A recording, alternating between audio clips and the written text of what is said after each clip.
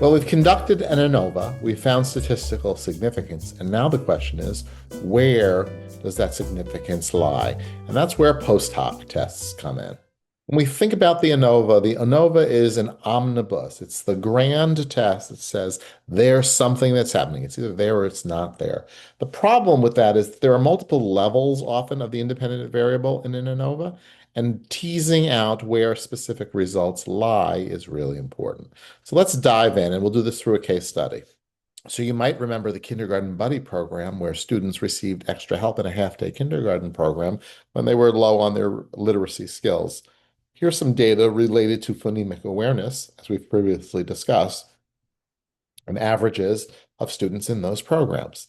We conducted an ANOVA. We had an independent variable of type of program, and the program levels were kindergarten buddy, just the half-day program by itself, and the full-day program.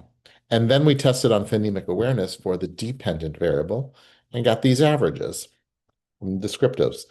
In the ANOVA, we conducted a Levene's test to make sure there's homogeneity of variance, equal error variance. Curves look the same. And by looking at this result of P is 0.40 or 41, we see that that is in fact true. And then we conduct the ANOVA and we see that there is statistical significance because P is less than 0.05. Greater than 0.05 on the Levene's, that's a thumbs up situation. Difference below 0.05 on the ANOVA, statistical difference, and we know there's something we have to dig in. The question becomes, we know there is a difference, but where is it? Is 5.24 bigger than 4.35? Is 4.35 smaller than 0.94? These are all questions we need to answer through post hoc. What is statistically significantly different from each other? So is this greater than this? Is greater than this? We don't know until we post hoc and find out. Okay, the ANOVA will show significance if at least two of the means were significantly different. Okay, and then the point is, which ones are they?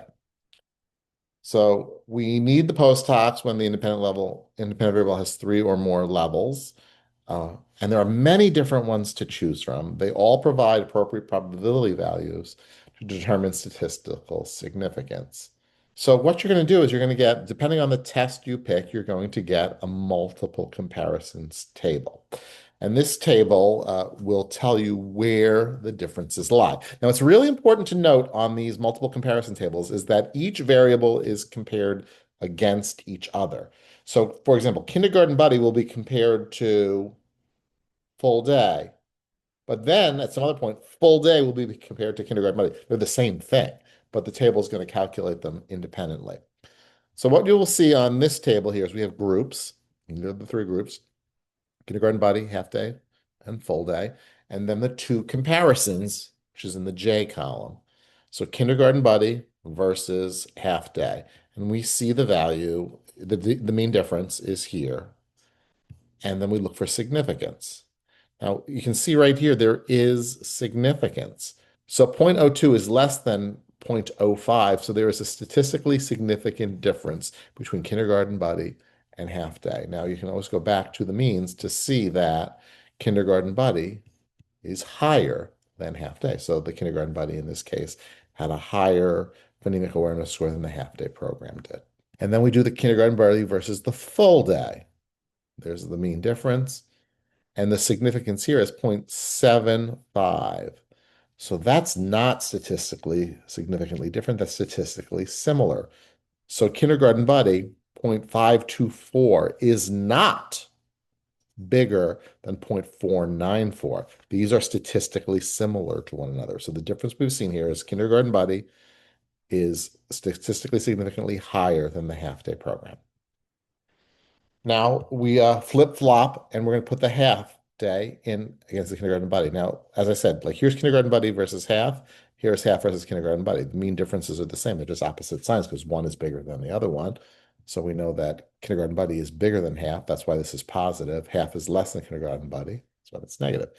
These results are the same. There's no need to do anything with this. So we just basically ignore this. But we did not compare half day to full day yet.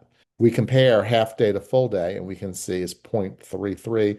That is greater than 0.05. There is no statistically significant difference in half day versus full day. So 0.435 and 0.494 are statistically similar to each other. The bottom row is just a total repeat of everything that we've already done. We've already made these comparisons, so there's really no need to look at them.